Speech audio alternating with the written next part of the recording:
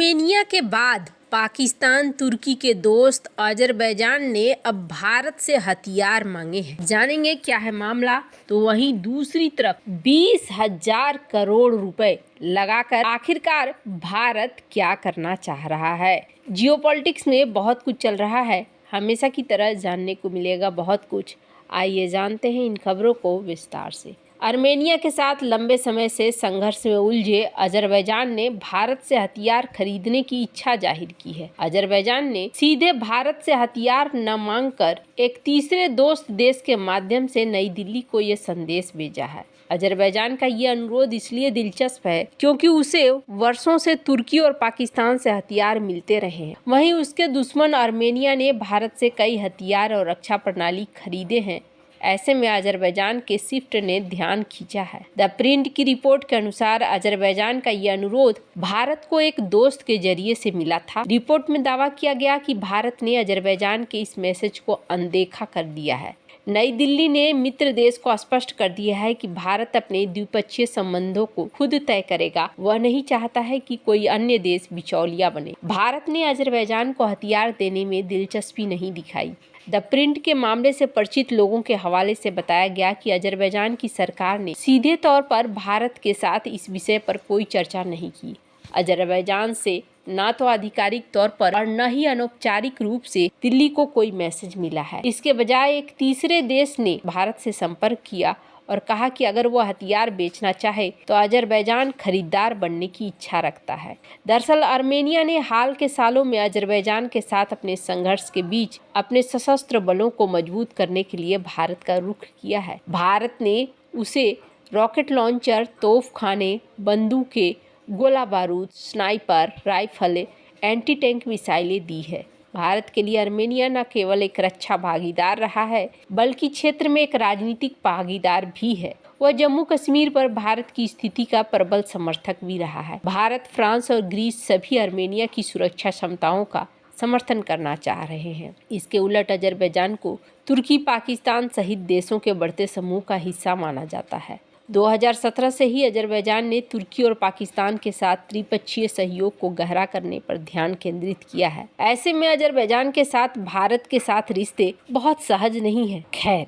जहां एक तरफ ये सब कुछ चल रहा है, वहीं दूसरी तरफ डिफेंस सेक्टर में मेक इन इंडिया को बड़ी कामयाबी मिली है। रक्षा से जुड़ी कैबिनेट कमेटी ने भारतीय वायुसेना के लिए 12 सुखोई 30 MKI लड़ाकू विमान और भारतीय सेना के लिए 100 K9 होवित्जर तोप की मंजूरी दे दी है। इन दोनों प्रोजेक्ट की कुल लागत करीब 20,000 करोड़ रुपए है। CCS ने गुरुवार को इन परियोजनाओं को मंजूरी दी है। सुखोई 30 MKI जेट के लिए कॉन्ट्रैक्ट पर पहले ही हस्ताक्षर हो चुके हैं। फाइटर जेट सुखोई 30 MKI को लेकर गुरुवार को महत्वपूर्ण समझौता हुआ। करीब 13,500 करोड़ रुपए के इस समझौते में 12 सुखोई 30 MKI लड़ाकू विमानों की खरीद और अन्य प्रावधानों के लिए HAL के साथ ये अनुबंध किया गया। सरकार की आत्मनिर्भर भारत पहल को बढ़ावा देते हुए रक्षा मंत्रालय और मेसर्स हिंदुस्तान एरोनॉटिक्स लिमिटेड के बीच में 12 सुखोई 30 MKI फाइटर जेट और संबंधित उपकरणों की खरीद के लिए एक करार पर मुहर लगी। रक्षा क्षेत्र में मेक इन इंडिया की बड़ी कामयाबी मिली है। CCS ने भारतीय वायुसेना के लिए 12 सुखोई 30 MKI लड़ाकू विमान और भारतीय सेना के लिए 100 K9 वज्र सेल्फ प्रोपेल्ड होवित्जर बनाने की मंजूरी दी है। इन दोनों परियोजनाओं की कुल लागत 20,000 करोड़ रुपए है। CCS ने गुरुवार को इन परियोजनाओं को मंजूरी दी। सुखोई 30 MKI जेट के लिए कॉन्ट्रैक्ट पर पहले ही हस्ताक्षर हो चुके हैं। HAL नासिक स्थित अपनी फैक्ट्री में 12 सुखोई 30 MKI जेट का निर्माण करेगी। इसकी लागत लगभग 13,000 करोड़ रुपए आएगी। ये जेट उन विमानों की जगह लेंगे जो पिछले कुछ सालों में दुर्घटनाग्रस्त हो गए थे। L&T गुजरात के हजीरा में 100 K9 सेल्फ प्रोपेल्ड होवित्जर तोप बनाएगा। ये एक रिपीट ऑर्डर है क्योंकि सेना में पहले ही 100 होवित्जर शामिल किए जा चुके हैं। L&T ने इन होवित्जर में स्वदेशी सामग्री की मात्रा बढ़ा दी है। ये दोनों प्रोजेक्ट सार्वजनिक क्षेत्र की कंपनियां HAL और L&T के लिए है। इनसे इनकी आपूर्ति श्रृंखला में शामिल छोटे और मध्यम उद्यमों को मजबूती मिलने की उम्मीद है। इन होवित्जर को रेगिस्तानी इलाके के साथ साथ लद्दाख में चीन की सीमा पर भी तैनात किया गया है। ये कदम रक्षा क्षेत्र में आत्मनिर्भरता की दिशा में एक बड़ा कदम होगा। इससे न सिर्फ हमारी रक्षा क्षमता मजबूत होगी बल्कि देश में रोजगार के लिए नए अवसर भी पैदा होंगे। सुखोई 30 MKI भारतीय वायुसेना का एक प्रमुख फाइटर जेट है। यह एक ऐसा लड़ाकू विमान है जो हवा से हवा में और हवा से जमीन पर हमला करने में सक्षम है। K9 वज्र होवित्जर तोप एक शक्तिशाली सेल्फ प्रोपेल्ड होवित्जर है। यह दुश्मन के ठिकानों पर सटीक निशाना लगा सकता है। यह भारतीय सेना की फायर पावर को काफी बढ़ाता है। यह फैसला ऐसे समय में आया है जब भारत अपनी रक्षा क्षमताओं को मजबूत करने पर ध्यान केंद्रित कर रहा है। यह कदम आत्मनिर्भर भारत की दिशा में एक महत्वपूर्ण कदम है। HAL और L&T जैसी भारतीय कंपनियों का ये प्रोजेक्ट मिलने से देश में रक्षा उत्पादन का इकोसिस्टम मजबूत होगा। इससे छोटे और मझोले उद्योग को भी बढ़ावा मिलेगा और रोजगार के अवसर भी पैदा होंगे।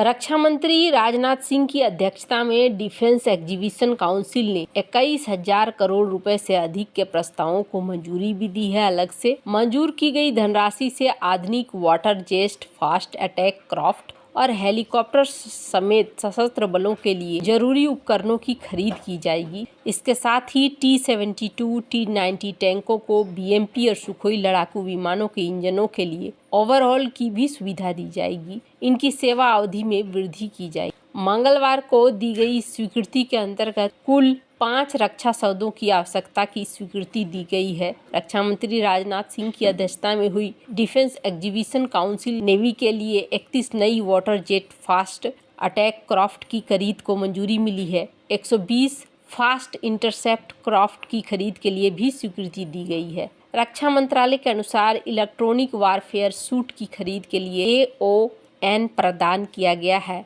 6 एडवांस हल्के हेलीकॉप्टर की खरीद के लिए भी मंजूरी दी गई है। DAC ने भारतीय नौसेना के लिए 31 नए water jet fast attack craft की खरीद की आवश्यकता की स्वीकृति दी है। 120 फास्ट इंटरसेप्टर क्राफ्ट को भी खरीदा जा रहा है। ये धीरे धीरे भारत को रक्षा क्षेत्र में अपने आप को मजबूत करने के लिए ही हो रहा है और भारत इस क्षेत्र में पीछे नहीं रहना चाहता है। यही वजह है कि यहाँ बहुत ज्यादा पैसे लगाए जा रहे हैं। भारत के लिए ये अच्छा इसलिए भी है क्योंकि जितनी रफ्तार से भारत अपने देश में अपनी आपूर्ति खुद भी करने लगेगा और फिर दूसरों को बेचना आसान ज्यादा होता जाएगा भारत के लिए। और जहाँ तक बात है अजरबैजान और भारत की, तो एक समय था जब अजरबैजान के साथ भी भारत के रिश्ते अच्छे थे। ये रिश्ते तब बिगड़ने शुरू हुए जब 2017 में एक ट्रायंगल बनना शुरू हुआ था।